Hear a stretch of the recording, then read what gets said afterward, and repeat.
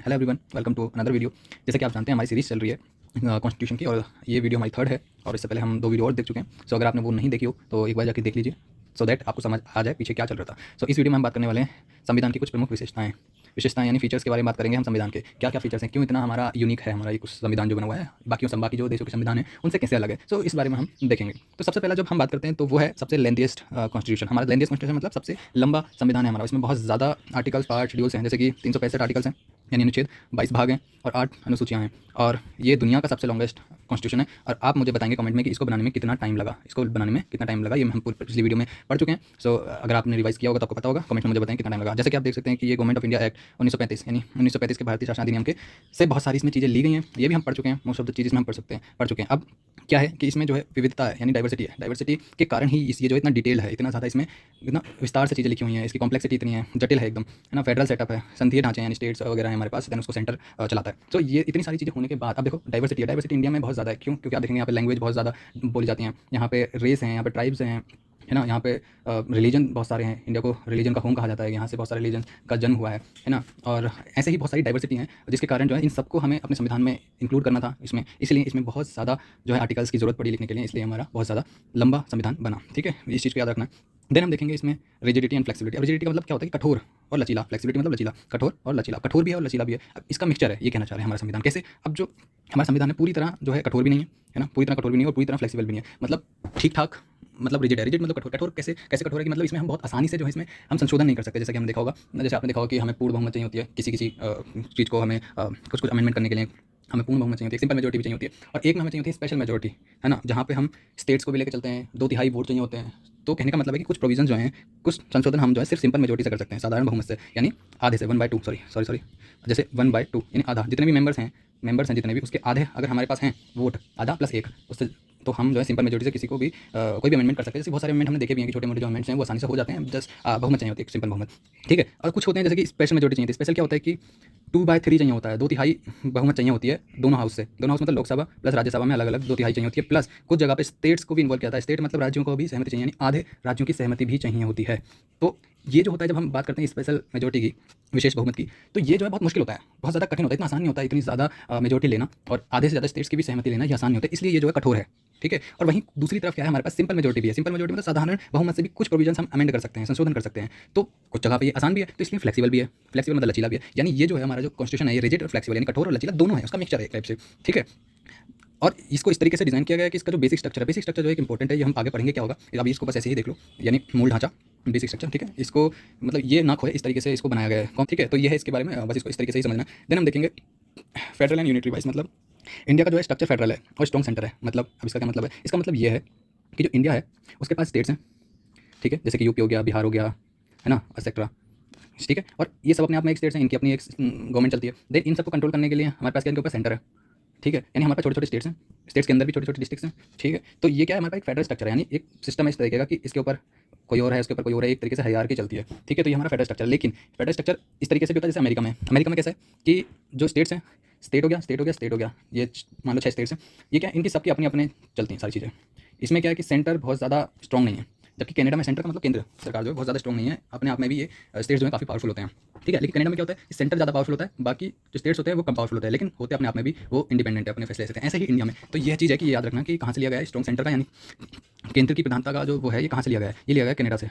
ठीक है, कनाडा से लिया गया है, इसलिए हमारे पास जो स्ट्रॉन्ग सेंटर, यानी हमारे पास सेंटर के पास पावर काफ़ी ज़्यादा है। साथ ही साथ हमारा जो है संधि ढांचा है, यानी फेडरल स्ट्रक्चर है। ठीक है, एक कॉन्स्टिट्यूशन है, जैसे कि आप देखेंगे अमेरिका में एक कॉन्स्टिट्यूशन नहीं चलता, वहाँ पे स्टेट्स का अपना कॉन्स्टिट्यूशन होता है एंड एक सेंटर में कॉन्स्टिट्यूशन होता है। हमारे यहाँ सिंगल कॉन्स्टिट्यूशन है, सेंटर के लिए और स्टेट के लिए दोनों ही, लेकिन एक्सेप्ट जम्मू कश्मीर। अब ये जम्मू कश्मीर में क्या है कि वो 370 वाला स्पेशल जो दिया गया था स्टेटस, उसको ये खैर अभी खारिज हो गया है, तो इसको अभी ध्यान मत देना। तो अभी बस इतना समझना है कि हमारे पास एक सिंगल कॉन्स्टिट्यूशन होता है, एक सिंगल संविधान है। ठीक है, और जो कि सेंटर में भी काम करता है, स्टेट में भी काम करता है। हालांकि उनकी जो पावर है, दोनों की जो पावर है वो क्या कर रखी है, डिवाइड कर रखी है कि कुछ चीज़ों पे सेंटर ही बनाएगा और कुछ चीज़ों पे स्टेट ही कानून बनाएगा। ठीक है, अब जैसे कि इक्वल पावर डिवाइड कर रखा है, जैसे कि यूनियन मतलब हो गया सेंटर कुछ चीज़ें बना सकता है, जैसे डिफेंस हो गया, है ना, जैसे न्यूक्लियर पावर हो गई। इस टाइप की जो चीज़ें इन पे स्टेट ही कंट्रोल करता है पूरी तरह, वो सॉरी सेंटर कंट्रोल करता है। वहीं दूसरी तरफ स्टेट क्या कंट्रोल करता है, जैसे एजुकेशन हो गई।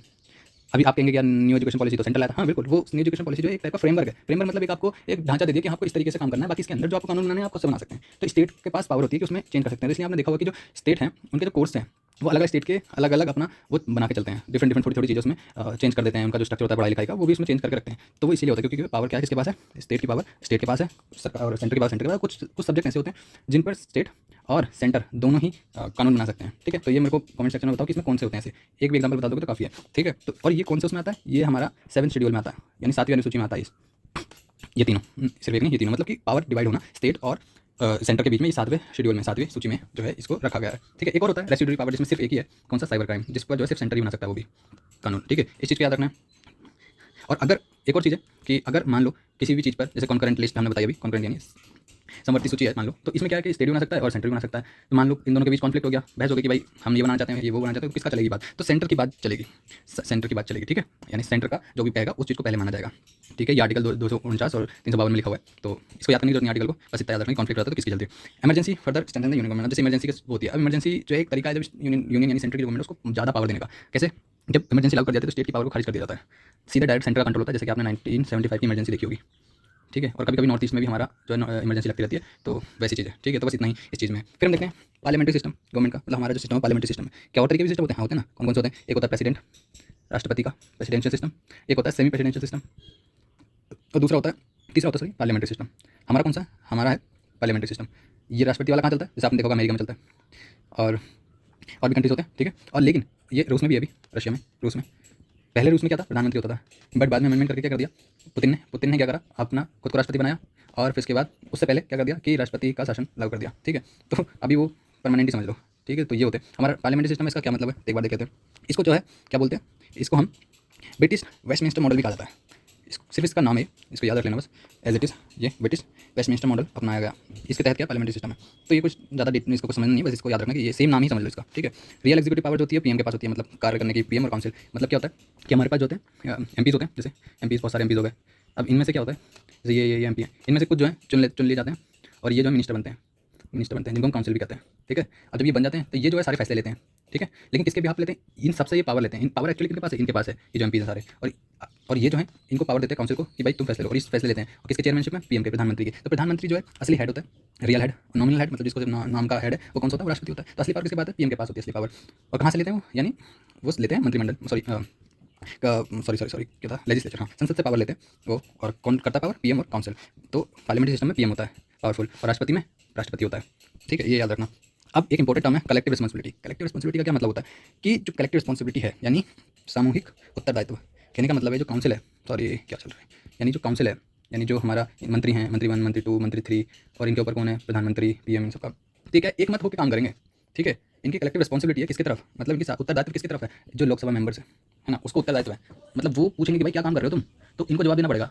और अगर लोकसभा को लगा कि भाई, मतलब सबको मेंबर्स को लगा कि ये ठीक नहीं है, मतलब ये ठीक से काम नहीं कर रहे और इसको हटाना चाहिए, तो क्या कर सकते हैं, वो नो कॉन्फिडेंस मोशन ला सकते हैं। सुना भी होगा इसका नाम, कई बार न्यूज़ में रहता है, नो कॉन्फिडेंस मोशन। तो नो कॉन्फिडेंस मोशन में क्या होता है, ये जो है ये जो वो है आपकी कार्यपालिका, ये भंग हो जाती है और फिर नई कार्यपालिका बनाई जाती है।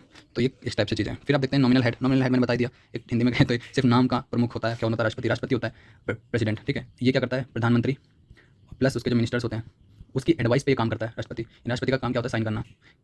और देखा होगा कि बहुत जगह पे क्या होता है कि जो एडवाइस है राष्ट्रपति को माननी ही पड़ती है, कंपलसरी होता है। तो राष्ट्रपति के पास वैसे इतनी ज़्यादा कुछ पावर है नहीं, असली पावर क्या है, प्रधानमंत्री के पास, उसका रियल हेड प्रधानमंत्री है। फिर क्या होता है, आगे देखते हैं, synthesis of parliamentary sovereignty and judicial supremacy. अब एक और फीचर है क्या है कि इसमें जो है सिंथेसिस मतलब वही मिक्स है किस चीज़ का, पार्लियामेंट्री सॉवरेनिटी। पार्लियामेंट्री सॉवरेनिटी मतलब उसकी जो पावर है पार्लियामेंट की, और जुडिशियरी यानी न्यायपालिका है उसकी जो पावर है, उनका मिक्सचर है। बहुत ज़्यादा केसों में हमने देखा होगा कि कभी कभी क्या होता है, वो संसद जो है कानून बनाता है, संसद जो है कानून बनाता है, और उस पर जो है जो न्यायपालिका होती है यानी जुडिशरी होती है, वो आगे सवाल उठा देती है कि ये गलत है, ऐसा नहीं होना चाहिए। और ऐसा हमने देखा भी होगा कई बार, जैसे कि बहुत फेमस एक एग्जांपल है, कौन सा एग्जांपल है, केशवानंद भारती केस। इसमें क्या हुआ था, इसको डिटेल में जानने की वैसे जरूरत है नहीं। ठीक है, तो इसमें क्या होता है कि ये बेसिक स्ट्रक्चर के ऊपर बात करता है सबसे। इसमें क्या होता है, बेसिक स्ट्रक्चर के बारे में बात करता है कॉन्स्टिट्यूशन के। तो कहता है कि भाई इसमें कहा कि जो है पार्लियामेंट के पास ये पावर नहीं है, संसद के पास इतनी पावर नहीं है कि वो बेसिक स्ट्रक्चर को खत्म कर सके। शुरुआत वैसे हुई थी बहुत पहले की, जिसमें आपको गोलकनाथ केस मिलेगा, ठीक है, मिनर्वा मिल केस भी इसमें बाद में आता है। कई सारे केस हुए थे जिसमें कभी क्या होता था, किसी में आया कि पार्लियामेंट के पास पावर है कि वो किसी भी जो संविधान का कोई भी एक पार्ट है उसको संशोधन कर सकती है। उसमें जुडिशरी कभी कहती है नो नहीं कर सकते, और किसी केस में कहती है यस कर सकते हैं। फाइनली केशव भारती केस में ये डिसाइड हुआ कि पार्लियामेंट जो है संशोधन कर सकती है किसी भी उसमें पार्ट में संविधान के, बट इस तरीके से करे संशोधन कि जो संविधान का बेसिक स्ट्रक्चर है, मूल ढांचा है, ठीक है, उस पर कोई आँच ना आए, मतलब उसमें बदलाव ना हो। जैसे कि एग्जाम्पल के तौर पे मैं आपको बताऊँ तो इसका मतलब ये है कि जैसे हम बात करते हैं इक्वालिटी की, समानता की, कौन से में आर्टिकल 14 की। अब पार्लियामेंट कोई एक्ट बनाता है, एक कानून बनाता है कि चलो कुछ करते हैं, ये वाली चीज़ अप्लाई करते हैं, जिससे क्या हो रहा है, मान लो जिससे क्या हो रहा है, ये इक्वालिटी डिस्टर्ब हो रही है, सबको बराबर हक नहीं मिल रहा, तो ये क्या है, हमारे मूल ढांचे के विपरीत है, अगेंस्ट है। तो इसलिए ऐसी चीज़ें नहीं कर सकती। ये जुडिशरी ने कहा, यानी न्यायपालिका ने ये चीज़ कही। बाकी पार्लियामेंट के पास पावर है, वो कहीं भी संशोधन कर सकती है। अब ये बताएगा कौन कि क्या बेसिक स्ट्रक्चर है, तो ये बताने के लिए न्यायपालिका यानी जुडिशरी खुद कहेगी, खुद रिव्यू करेगी कि हाँ हम बताएंगे कि क्या जो है पावर है और क्या नहीं है। अभी हाल ही में आपने देखा होगा बहुत ज़्यादा जुडिशरी और पार्लियामेंट के बीच जो है ये तकरार चल रही है, तो चांसेस हैं कि जो क्वेश्चन है यहाँ से आ सकता है। तो इसको जरा ध्यान से पढ़ के जाना। आर्टिकल 142 के ऊपर चल रही है, जो पावर देता है जुडिशरी को, यानी न्यायपालिका को पावर देता है, ठीक है, और इसके ऊपर चल रही है। दो तीन चीज़ जरूर पढ़ना, गवर्नर, प्रेसिडेंट, जुडिशरी, इनको तो जरूर एक बार देख के जाना कुछ पेपर से पहले। अभी तो क्या टाइम है, अभी आप डिटेल में पढ़ सकते हो, ठीक है। जुडिशरी रिव्यू की बात करते हैं। आर्टिकल 13, 32, 136, 32 आपको पता ही है, आगे हम फंडामेंटल राइट्स में पढ़ेंगे, ये सारे आर्टिकल आगे पढ़ेंगे, इनको अभी याद करने की जरूरत नहीं है, ठीक है, बस इतना ही है और इसमें ज़्यादा कुछ इंपॉर्टेंट नहीं है, ठीक है। उसके बाद हम देखते हैं इंटीग्रेटेड एंड इंडिपेंडेंट जुडिशरी। ये भी अभी जो भी पढ़ रहे हैं हम, ये संविधान के हम वो पढ़ रहे हैं, क्या विशेषताएं, तो ये भी एक विशेषता है हमारी जुडिशरी की, कि हमारी जो जुडिशरी यानी न्यायपालिका है वो डिफरेंट है, बाकी देशों से अलग है। कैसे कि हमारे पास जो जुडिशरी है वो इंटीग्रेटेड है, मतलब कि जितने भी जैसे लोअर कोर्ट्स हैं, अपर कोर्ट, उसके ऊपर कोर्ट हैं, हाई कोर्ट हैं, देन हमारे सुप्रीम कोर्ट है, सब एक दूसरे से कनेक्टेड है। जैसे सुप्रीम कोर्ट कोई फैसला सुनाता है तो सारे हाई कोर्ट, सारे नीचे के जितने भी कोर्ट्स हैं सबको मानना पड़ता है वो चीज़, तो सब एक दूसरे से जुड़े हुए हैं। ऑल्सो उसके साथ साथ क्या चीज़ है कि इंडिपेंडेंट है, इंडिपेंडेंट जुडिशरी, न्यायपालिका इंडिपेंडेंट, आज़ाद है, मतलब ये किसी के दबाव में काम नहीं करती है। जैसे कि मान लो पार्लियामेंट ने कहा कि ये काम करो, ये हमने वो बनाया है एक्ट, इसको बिल्कुल सही साबित कर दो कि हाँ ये ठीक है और कोई जवाब नहीं देना, ऐसा नहीं है। जुडिशरी अपने आप में एक इंडिपेंडेंट है, आज़ाद है, खुद ही अपने फैसले लेती है, किसी का कोई दबाव नहीं होता, ठीक है। तो ये चीज़ है यूनिफाइड जुडिशरी, यानी सबसे नीचे हमारे पास क्या आते हैं, हमारे पास जैसे सेशन कोर्ट हो गए, ठीक है, और फिर जैसे सिविल कोर्ट्स हो गए, इस टाइप के हैं, उनके ऊपर क्या होता है, हाई कोर्ट्स हो गए, है ना, हाई कोर्ट्स हो गए, हाई कोर्ट, फिर हाई कोर्ट के ऊपर क्या होता है, हमारे पास एपेक्स कोर्ट है, एपेक्स मतलब हाईएस्ट कोर्ट यानी सुप्रीम कोर्ट है, ठीक है। तो ये एक टाइप से हमारे पास ये जुडिशरी का स्ट्रक्चर है हमारा, ठीक है, सबऑर्डिनेट कोर्ट, ठीक है।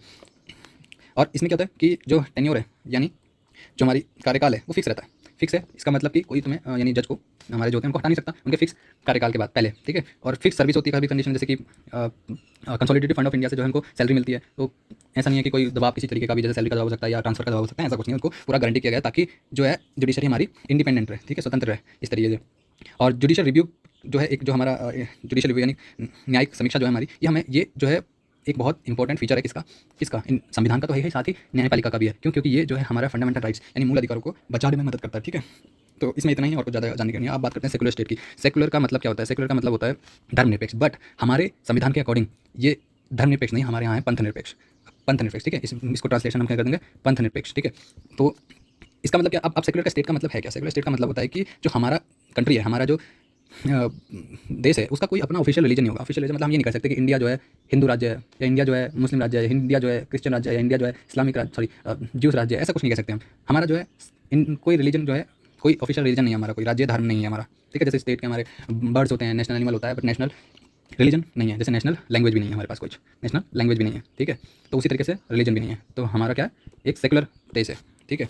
अब जब हम रिलीजन की बात करते हैं यानी संविधान धर्मों की बात करते हैं, तो ये धर्मों को प्रोटेक्ट करने के लिए उनसे रिलेटेड क्या क्या हमारे पास संरक्षण है, सॉरी क्या क्या हमारे पास पावर दी गई है संविधान में, तो वो है हमारे पास आर्टिकल 25 से 28 तक। ये हम डिटेल में पढ़ेंगे आगे नेक्स्ट वीडियोज़ में। अभी सिर्फ इतना याद रखना है कि ये 25 से 28 तक हमें रिलीजन को प्रोटेक्ट करता है, ठीक है। जब सेकुलरिज्म जो था, याद रखना कि ये जो है पहले, यानी जो ये हमारे पास धर्मनिरपेक्ष, ये गलत लिखा हुआ है इधर, पंथनिरपेक्ष होना चाहिए एक्चुअली में, ठीक है। ये शब्द जो था हमारे पास ओरिजिनल जो हमारा संविधान था उसमें जो है, उसके जो प्रीएम्बल है उसमें ये मेंशन नहीं था, ये शब्द था ही नहीं। जब 42nd अमेंडमेंट आया यानी 42वां संशोधन आया 1976 में, तब इस शब्द को यानी धर्मनिरपेक्ष यानी पंथनिरपेक्ष सेकुलरिज्म इसको जो है जोड़ा गया। तो ऐसे सवाल आ जाते हैं कि किस संविधान संशोधन में जो है सेकुलरिज्म यानी धर्मनिरपेक्षता यानी पंथनिरपेक्षता जो है जोड़ी गई। तो आपको 42वां संशोधन याद रखना है, ठीक है। इसमें और भी जोड़े गए थे, कौन कौन से वो कमेंट में बताना मेरे को, याद हो तो, ठीक है। आगे मैं बता दूंगा बाद में, अभी आप कमेंट में बताओ मुझे। फिर क्या है हमारा पॉजिटिव है सेकुलरिज्म। अब ये पॉजिटिव क्या होता है, सकारात्मक धर्मनिरपेक्षता क्या होती है, एक होती है नेगेटिव और एक होती है पॉजिटिव। नेगेटिव का मतलब होता है कि जब धर्म को बिल्कुल ही अलग कर दिया जाता है, जैसे कि हमारा अमेरिका में चलता है, फ्रांस में चलता है, कि क्या है कि वहाँ पे क्या है, रिलीजन अपने आप में अलग है और स्टेट अपने आप में अलग है। वो क्या है, स्टेट जो रिलीजन के मामले में इंटरफेयर नहीं करेगा और रिलीजन जो है स्टेट के मामले में इंटरफेयर नहीं करेगी, दोनों अपना अलग अलग काम करते हैं। बट हमारे यहाँ क्या है, हमारे यहाँ है कि जो रिलीजन है और स्टेट है, रिलीजन इंटरफेयर नहीं करना चाहिए, वो तो ठीक है स्टेट के बीच में, लेकिन स्टेट इंटरफेयर कर सकती है, लेकिन इस तरीके से करे कि वो एज अ हेल्प करे, एक तरीके से मदद करे। जैसे कि बहुत सारे हमारे पास कुछ कुछ बहुत सारे नहीं, कुछ धर्म है, जैसे कि हमारे पास हो गया ज्यूस। ज्यूस पॉपुलेशन में देखा होगा जो घट रही है, यानी गिनती के बच्चे हैं, जैसे हो गए और जैसे हो गए पारसी, पारसी हो गए, पारसी, इनकी भी पॉपुलेशन हमने देखा होगा हमारे यहाँ पॉपुलेशन बहुत ज़्यादा गिर रही है, यानी इनकी पॉपुलेशन नहीं बढ़ रही। यानी का मतलब इसका यह है कि अगर कुछ टाइम बाद अगर ऐसा ही चलता रहा तो ये जो है हमारे कंट्री से गायब हो जाएंगे, यानी ये धर्म ही खत्म हो जाएगा। तो इसको बचाने के लिए हमने देखा है कि स्टेट ने क्या करा है, इनकी पॉपुलेशन बढ़ाने के लिए स्कीम्स बनाई है कि भाई आप अपनी पॉपुलेशन बढ़ाओ। तो ये क्या स्टेट इंटरफेयर कर रही है ना रिलीजन के बीच में, कि रिलीजन के मामले में दखल दे रही है, लेकिन क्यों दे रही है, ताकि पॉजिटिव चीज़ें रहें, ताकि नेगेटिव ना हो। ठीक है, मतलब मदद ही हो, नुकसान ना हो, मदद हो। तो इस टाइप से स्टेट जो इंटरफेयर कर सकता है हमारे यहाँ, तो इसलिए इसको पॉजिटिव कहा गया है। ठीक है, तो इसको जरा इस टाइप से ध्यान रखना। ठीक है, दैट मीन्स स्टेट जो है इसमें लिखा देखो थोड़ा, ये वाली भी चीज़ है कि सभी धर्मों को समान दृष्टि से देखना चाहिए। हाँ, ये है पॉजिटिव, वो बिल्कुल अलग नहीं होना चाहिए। लेकिन मेन जो इसका उद्देश्य जो मैंने बताया आपको कि स्टेट और रिलीजन के बीच में क्या रिलेशन है, वो इसका मेन पॉजिटिव का मतलब है। ठीक है, अब ये क्या है, जैसे धार्मिक स्वतंत्रता जो है वो एक फंडामेंटल राइट है, यानी मौलिक अधिकार है धार्मिक स्वतंत्रता। ठीक है, इसको बस ऐसे याद रखना है, कुछ नहीं है। नाउ अगली बात क्या है, अगला हमारे पास है यूनिवर्सल एडल्ट फ्रेंचाइजी। अब ये क्या होता है, यूनिवर्सल एडल्ट फ्रेंचाइजी का मतलब होता है कि आपको वोट देने का अधिकार। हमारे यहाँ वोट देने का अधिकार हर एडल्ट को है, ऐसा नहीं है कि कुछ को दे दिया कुछ को नहीं दिया। सही, क्या कहीं कहीं पे होता है कि जहाँ पर कुछ को होता है कुछ को नहीं होता। हाँ, बहुत से कंट्रीज थे, बट हालांकि आज के ज़माने में मैक्सिमम जो है कंट्रीज अपना वोटिंग राइट देते हैं, बट कुछ कंट्रीज यहाँ पर वोटिंग राइट नहीं है। वो कैसे होता है, अब वो इस टाइप से, जैसे आप इसराइल चले जाओ, वहाँ पर सिर्फ ज्यूज़ ही वोट कर सकते हैं। आप भले ही वहाँ पे आप सिटीजनशिप ले लो, बट आप वोट नहीं कर सकते। आप अफगानिस्तान, ईरान, यहाँ जाएंगे, यहाँ पे वोटिंग राइट है क्या वुमेन के पास, सोच के बताना मेरे को। तो ऐसी जगह पे है। बट इंडिया में भी जब आज़ाद हम नहीं हुए थे, उससे पहले क्या हो रहा था कि राइट टू वोट, यानी वोट करने का अधिकार सबको नहीं था। कुछ ही चुनिंदा लोगों के पास राइट वोट करने का राइट था। वो कौन कौन से थे, जैसे कि जिनके पास प्रॉपर्टी थी, जिनके पास बहुत ज़्यादा एजुकेशन थी। ठीक है, इस टाइप के जो लोग थे उनको राइट था, बट हर किसी को था नो, हर किसी के पास राइट नहीं था। लेकिन जब हमारा संविधान बना तो हमने क्या करा, हर किसी को, सारे सिटीजन जो भी 18 साल से ऊपर है उनको वोट करने का अधिकार दिया। ठीक है, इस चीज़ को याद नहीं रखना है, ऑलरेडी याद रह जाएगा। और ये क्या मतलब था कि इसका मतलब क्या है, हर किसी को वोट करने का अधिकार है और सबको बराबर वोट होना चाहिए। मतलब एक इंसान है तो उसका एक वोट होगा और एक ही वैल्यू होगी। पहले क्या होता था, कहीं कहीं पे जिसकी जितनी ज़्यादा प्रॉपर्टी, जितना ज़्यादा एजुकेशन, उतना वोट की वैल्यू भी होती थी। जैसे किसी के पास वोट की वैल्यू 2 हो गई, किसी के पास 1 हो गई, तो ऐसा भी कहीं नहीं होता था। बट यहाँ क्या है, हमारे यहाँ एक पर्सन है, एक वोट है, एक वैल्यू है। 18 ईयर से ऊपर है, 18 साल से, तो उसको पूरा राइट है वोट देने का। इससे क्या होता है, एक पॉलिटिकल यानी राजनीतिक समानता आती है हमारे पास। कास्ट, रिलीजन, जेंडर, जाति, धर्म, लिंग के आधार पर कोई भी भेदभाव नहीं होता। ठीक है, पहले क्या था, जो हमारी जब हम आज़ाद हुए थे उस टाइम जो हमारी वोटिंग एज थी वो 21 थी। इसको याद रखना थोड़ा इंपॉर्टेंट है, 21 थी हमारी वोटिंग एज, उसको कम करके 18 कर दी गई। किस संशोधन में की गई, तो 61वां संशोधन था, 61st अमेंडमेंट था 1988 का। ठीक है, इस चीज़ को याद रखना, 21 से 18 किस संशोधन में की गई, ये इंपॉर्टेंट है। ऐसे सवाल पूछे जा सकते हैं, ये नहीं पूछेगा कि 18 साल से ऊपर राइट है कि नहीं है, ये तो सबको पता है। सवाल कौन सा पूछेगा, ये पूछेगा कि 21 साल से 18 की गई, किस संशोधन में की गई। ठीक है, बस इतना ही है। इससे आगे फंडामेंटल राइट्स एंड ड्यूटीज़ है।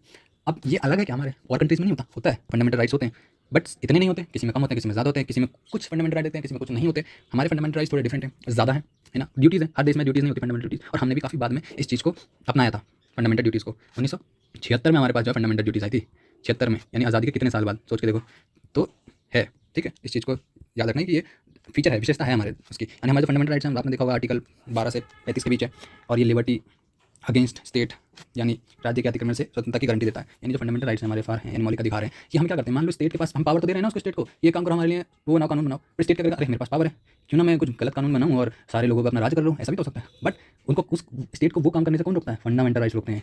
इन फंडामेंटल राइट्स को लेकर आप कहाँ जाते हो, सुप्रीम कोर्ट, हाई कोर्ट, कि सर हमारा ये फंडामेंटल राइट्स, मान लो आर्टिकल 14 या 15 या 16 हमारा ये एक्सप्लॉइट हुआ है, इसके खिलाफ है ये कानून, तो इसको रद्द कर दिया जाए। सुप्रीम कोर्ट आदेश देगा कि भाई ये गलत है और खत्म करो, खारिज करो। तो एक टाइप से ये जो पावर है, यानी अतिक्रमण की जो राज्य के पास मान लो कर सकता है, तो वो जो है उसको कंट्रोल करता है, तो ये पावर देता है। ठीक है, फंडामेंटल ड्यूटीज़ हमारे पार्ट 4A में है।